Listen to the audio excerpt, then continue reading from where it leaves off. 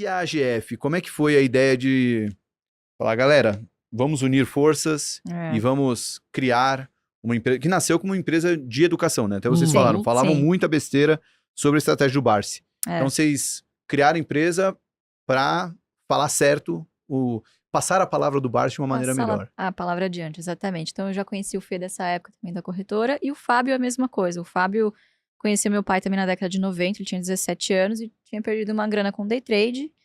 Falou, cara, eu preciso. E aí, eu sei que ele tinha alguns amigos em comum. O Fábio tinha um irmão que trabalhava não sei aonde, alguém conhecia o Uhum. Barsi e fez uma indicação. Pô, vai lá, liga pra esse senhor aqui, ele é muito bom, tal, ele tem super paciência pra ensinar.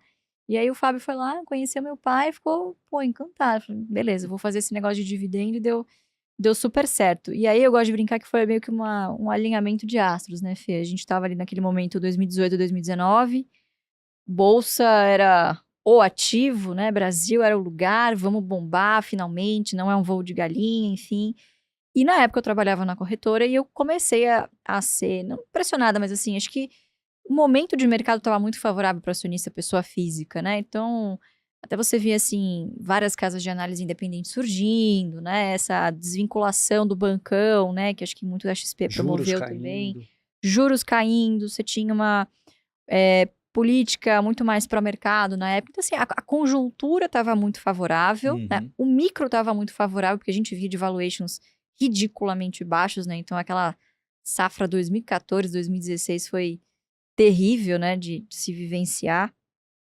Então, você tinha a conjuntura macro e micro muito favorável, e você tinha também o estímulo que eu tinha da corretora. Pô, você precisa fazer um perfil, vamos lá, tá toda a corretora fazendo, tal, você é articulado, você fala bem, você escreve bons relatórios, pô, dá a cara pra bater, né? E falei, bom, maravilha, eu vou fazer, só que eu não vou fazer pra corretora. Já tinha tomado a decisão de fazer alguma coisa voltada pra mim mesmo, pra estratégia do meu pai. E aí, nisso, o Fê estava cada vez mais presente, né? Cuidando da carteira dele. O Fábio apareceu na corretora e falou: Lu, cara, eu tô vendo. Ele sempre foi o cara de internet, né? Lu, seguinte, cara, tive uma ideia.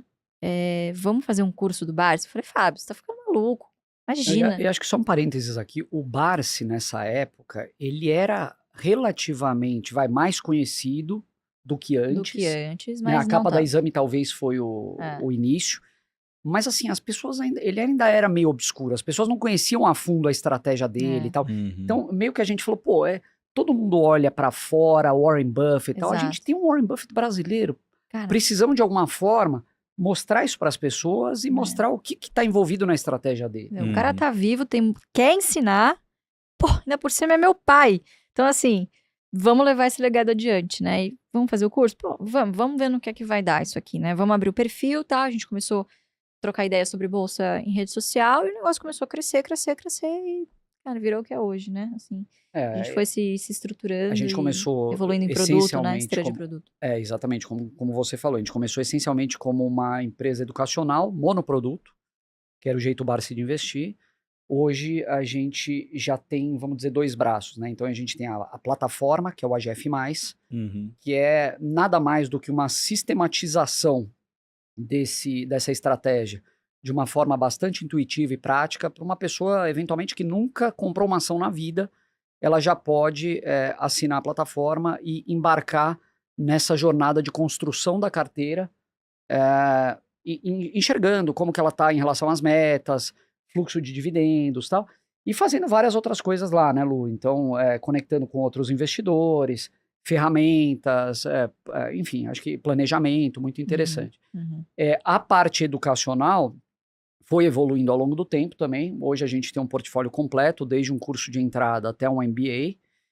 E as duas coisas se conversam muito, né? Então a Uhum. porta de entrada muitas vezes é o educacional É, e a pessoa acaba usando a ferramenta, o aplicativo, para perpetuar na estratégia, ou vice-versa. Uhum. São quantos clientes vocês têm hoje? são 23 mil formados, né? A gente tem mais de No 20 mil formados educacional. no educacional Uhum, e mais de 300 mil usuários na plataforma. entendi. O número de assinantes a gente não abre. É. Boa. É, só, deixa eu terminar de anotar aqui. Uma coisa que eu acho que bateu muito também naquela época, né?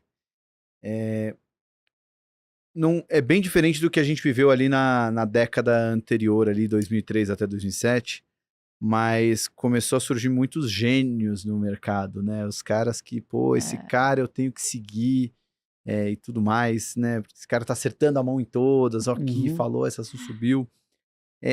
Como é que foi para vocês, assim, né, manter conseguir reter pessoas, né, com um discurso muito mais chato, a gente pode dizer, né, uma coisa mais, ó, Monótono, né? Monótono. investimento é longo prazo, tudo mais, que é muito do que a gente aplica aqui também, né, daquela coisa de, é um produto mais difícil de vender, num momento que todo mundo é genial e acerta.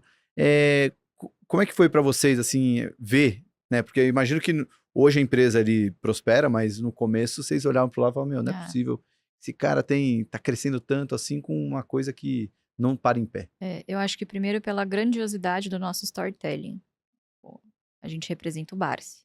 Não é qualquer coisa. Então, não é como se eu pudesse chegar na internet e falar: quer ficar milionário amanhã? Pô, isso ia vender pra caramba, com a label Barsi ainda. Uhum. Sem dúvida, mas e o estrago reputacional a longo prazo que isso faria, né? Então, sempre essa questão do legado permeou muito as nossas decisões de curto prazo e como a gente se posicionaria em rede social. Até porque é uma responsabilidade muito grande. Você está falando ali de. Querendo ou não, por mais que você fale que não é recomendação, a pessoa vai levar o que você está falando em consideração no momento que ela vai fazer o aporte dela. Então, esse conservadorismo que a gente tem nas nossas carteiras é o que a gente tenta muito transmitir para o nosso público também, né? Então, de novo, a consistência ela é fator fundamental, vai ser decisivo para sua rentabilidade no longo prazo, né? Então, PDP, prioridade, disciplina e paciência. No momento que as coisas vão muito bem, obviamente, você não tá ali na crista da onda, né? Você não é aquela pessoa que é sempre lembrada, convidada para os podcasts, enfim. Só que quando a mão vira, inevitavelmente ela vira, você acaba se destacando por ser uma das vozes dissidentes que levantou a mão e falou: opa, não é bem assim. Agora é o momento de você encher o carrinho e comprar, né? Uhum. Então, a gente tá muito acostumado a ser o vilão e o herói em determinados momentos, a depender do mercado. Só que não é para isso que a gente tá nas redes sociais, né? A gente tá nas redes sociais por um propósito muito maior.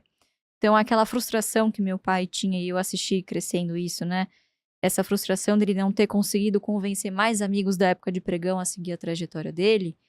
Hoje, acho que graças a Deus a gente pode dizer que tá plantando uma semente que, assim, vai ser uma árvore muito frutífera lá na frente, né? Uhum. Então, poxa, você ter 23 mil alunos formados, 300 mil pessoas na plataforma, não é algo trivial.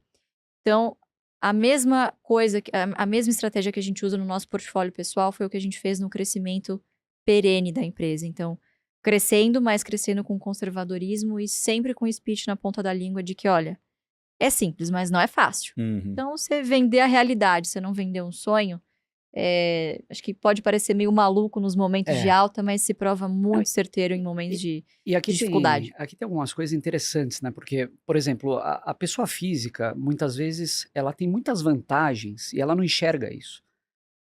Você não tem mandato, você não tem cota diária, você não tem aquelas questões de limites de alocação ou obrigatoriedade de rebalanceamento e tal.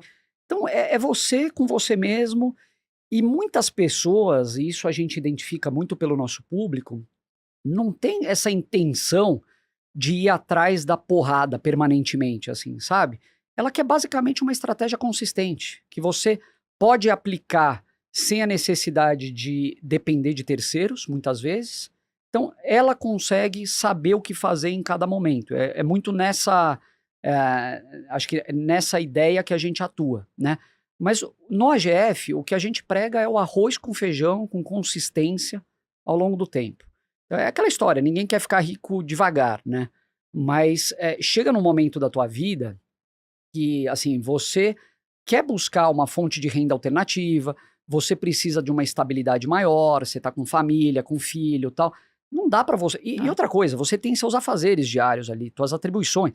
Você não consegue ficar acompanhando o mercado o tempo todo tal.